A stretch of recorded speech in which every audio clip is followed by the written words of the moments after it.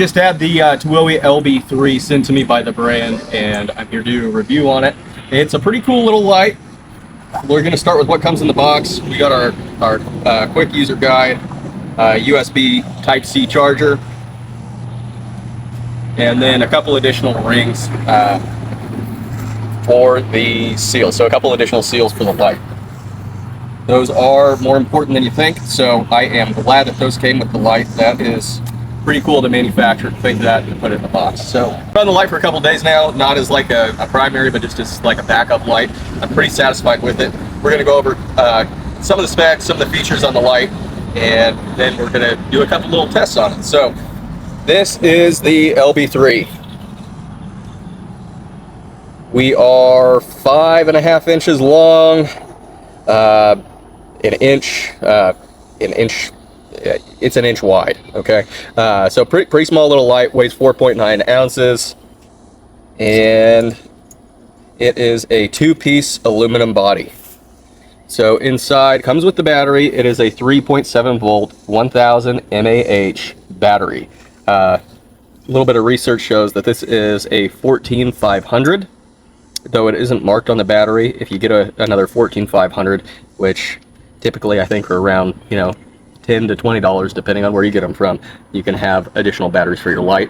Though they are the same specifications as a AA is not going to work with this light. The voltage, the amperage, the wattage, everything's too low. So don't be thinking that you're going to be able to swap this out for a AA. It's not going to work. So per the brand, we've got quite a few different modes that we're going to talk about. The highest mode is going to be 800 lumens with a beam that reaches 100 meters. That is going to be our turbo mode. Not a whole lot of information on the other modes that come on the light as far as lumens and runtime and all that. I do have a rough reference on what those runtimes are going to be, but these haven't been verified, so just take them for what it's worth. We could expect 800 lumens for 1 to 2 minutes before we step down to sustained high. Estimated runtime 60 to 90 minutes on high, with an estimated lumen output of 250 to 400. Then our medium, we have an estimated 2.5 to 4 hours, and low 8 to 15 hours. Again, these are just estimates, and that's going to be for the main beam, not the side light. I'm going to show this again in the dark here in just a couple minutes, but what we have is we have two different buttons for our main beam and our side light. So our main beam, we've got low, medium, high, then we shut off. If you hold the button down, you get your strobe mode. And then for the side light, we're going to start out on high, white, low, white, then we've got a UV, a red, a blue, and then flashing red and blue. Now again, not a whole lot of information on the lumens on this, but as far as the side light goes, I think that the low and the high modes are probably going to meet whatever demands that you have for it. As far as the UV light, there's no data on that, but after looking at it and comparing it to other lights, I think what we have is a 365 NM, which is going to be the superior UV light. That way you don't get a whole lot of purple washout and stuff like that. It's a pretty good UV light from what I can tell. It does the job. So along with our lights, we have our little charge port here with a rubber seal for that charge port. Then a couple different magnets. So we got a magnet on the back, which this whole surface isn't magnetic, so bear with me. So that's going to be our back magnet, which is fairly strong. And then we've got our side magnet. So you can run your side light or your main beam hands-free. Another cool feature is the clip, though it doesn't have the dual clip because it does have the magnet. It faces, so when you put it in your pocket, it faces with the light up. So what that means is that we can take it and we could mount it to our hat, and then we have well, that's a little far forward. Then we have a forward-facing beam that, again, we can use completely hands-free. So that's pretty nice that they included that. So we got all our lights covered. The only other thing that we haven't talked about as far as lighting functions are concerned is this laser. So this is your Series 2 laser. So it is not overly strong. It's not going to set anything on fire, and it is rated for limited eye exposure. So it's not completely eye safe, but you know, if you happen to accidentally flash it in your eyes for a quarter of a second or whatever, it's not going to blind you. The other things included here are going to be our bottle opener, which is on this little rotating tail cap, and then our glass break. Kind of an interesting glass break on here. So this has 3 tiny tungsten steel balls, as opposed to what we normally see on a glass break. This is a completely unrelated product, but this is kind of what you could typically expect to see, which is just one small point. Now, best I can tell, the reason for this design, one, tail cap integration, because this is round, and then 2, in an emergency, where you're trying to maybe punch out a car window from the inside or something like that, a glancing blow should still get connection, even if you don't get it dead center. You got 3 points that you could potentially strike with at the lower portion of a window to get you out of a vehicle safely, as opposed to just one single point that, if you hit and it glances off, then you have no good hit, no contact, and your window remains intact. This light is IPX5 rated, so it is not rated as being submersible. It is rated for water jets, rain, splashes, things like that. It's not a dive light. This is not supposed to go in the water, but it can be used in adverse weather conditions without it affecting the light. What else? This is rated for a 1.5 meter drop. So that is pretty much on par with all the other lights, whether that be, Robivon, Nightcore, or whatever. Pretty much everything out there as far as EDC flashlights are concerned is going to be similarly rated at a 1.5 meter drop test. So durability on that is pretty good, on par with everybody else. All right, so we're going to test out this glass break. I've never seen one like this before, and to be completely transparent with you, I'm not entirely sure what kind of glass that we have here. This is a storm door, so this should be, I'd like to think that this is going to be tempered glass, similar to what you're going to get in a passenger side window in an automobile. However, because it is a storm door, there's a chance that we might be running into hurricane glass, which, if that's the case, this might not break. So we're going to give this a shot, and we will see how it goes. So we're going to lock out our little emergency device here.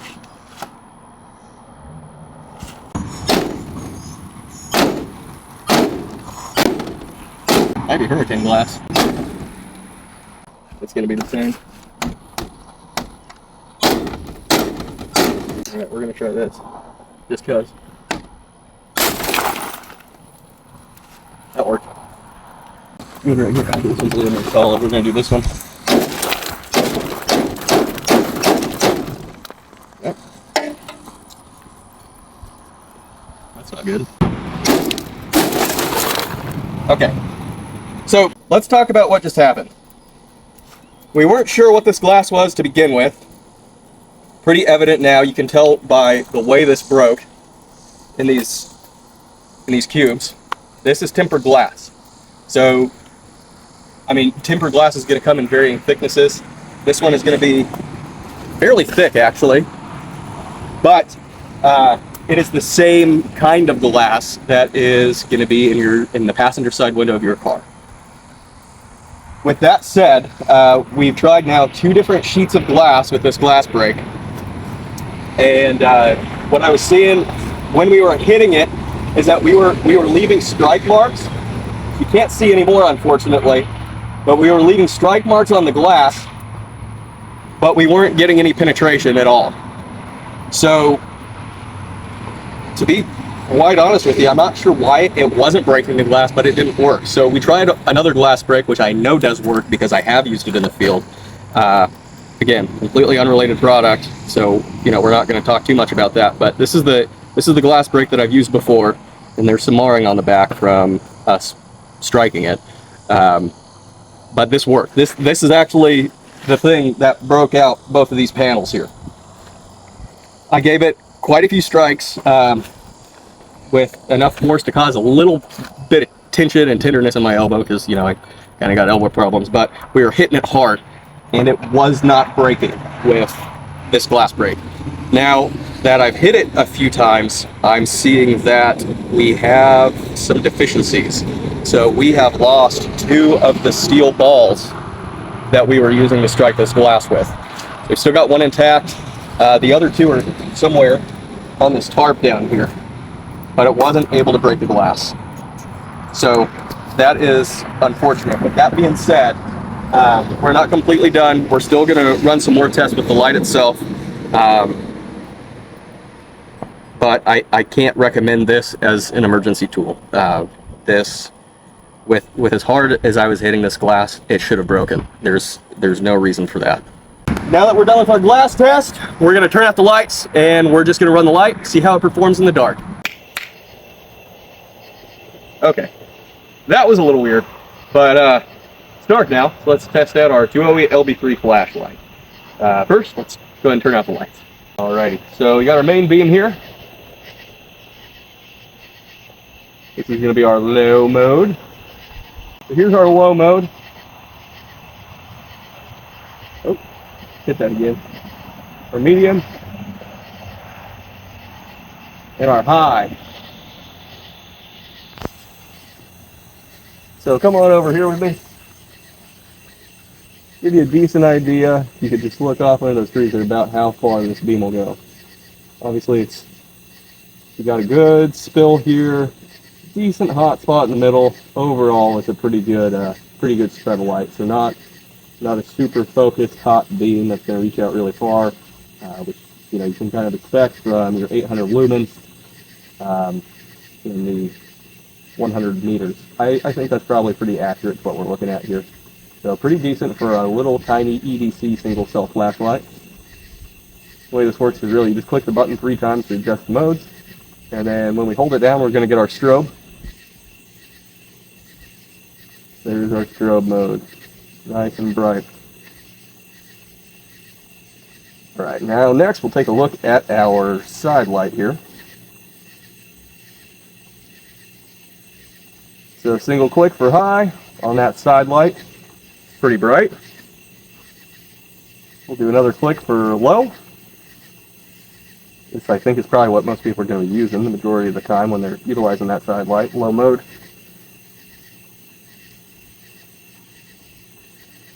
Now here we've got our red light. Pretty decent red light. You can see real clearly up close. Obviously, we're not going to see a whole lot in the distance there. We're not really illuminating anything very far away. We got a little bit over here in this bush that we're fairly close to. Okay, now we've got our blue light. Here we are with blue, red and blue. Here's your kind of emergency flash mode.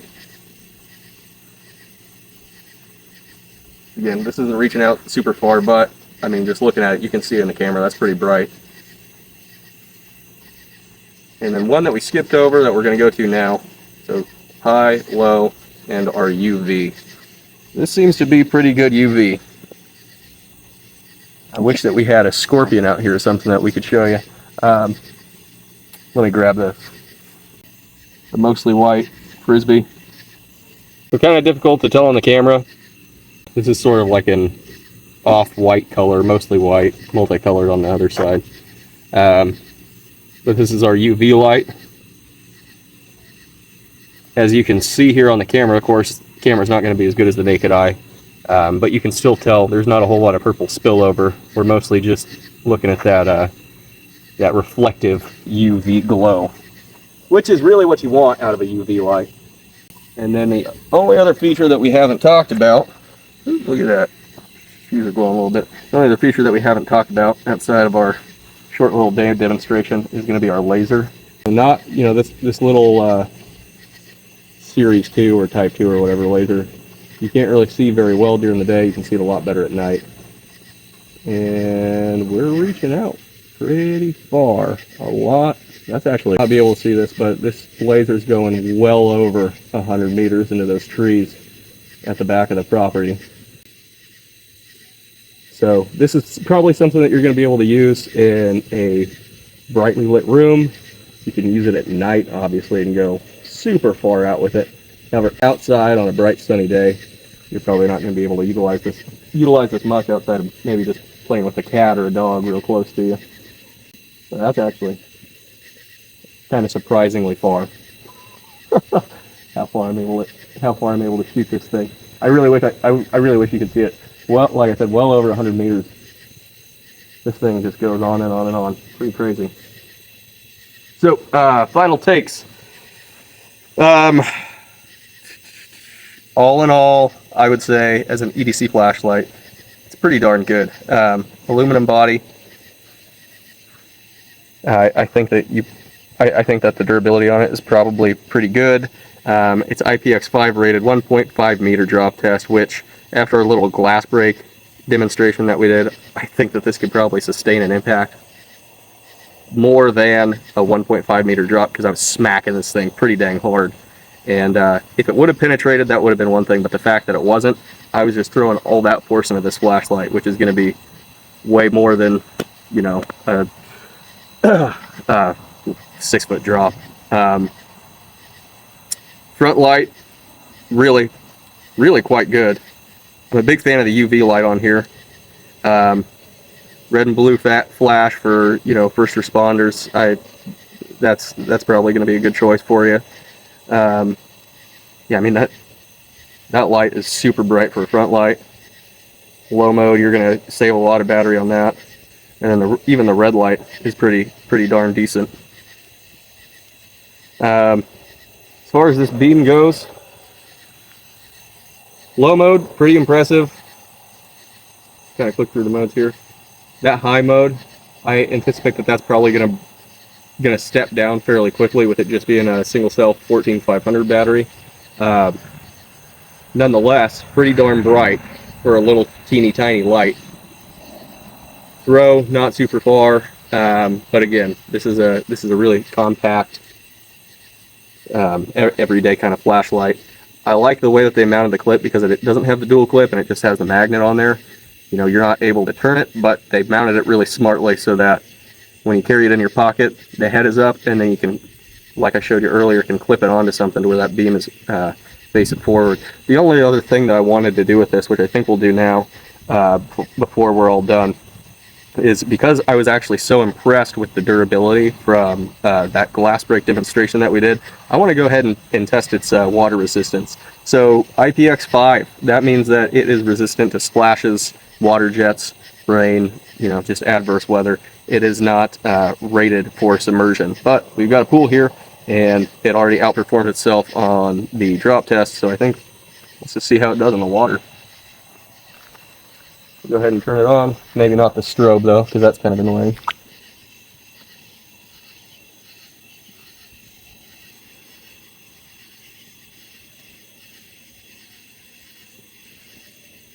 So I'm not going to keep it here all night. I don't know how long it's going to take to actually go out, if it ever does, but it's not even really supposed to be able to do this. So manufacturer brand says IPX5, but it's already outperforming its test. It's already outperforming itself there. It outperformed itself on the drop test. So I guess and I guess I didn't mention this, so I'll point this out right now. It's got these 4 lights here. That means that it's fully charged, so each of these lights go away with like I guess a 25% decrease in battery. So, you know, right now we're somewhere between 75 and 100. I did just fully charge this, and then you'll go down to 75, 50, 25, and 0. So what's my final take on the flashlight? It's pretty darn good. Oh, here we go. Looks like I might have gotten a little bit of water inside this front light. I think that's just some refraction off the water that we're seeing. And actually, no.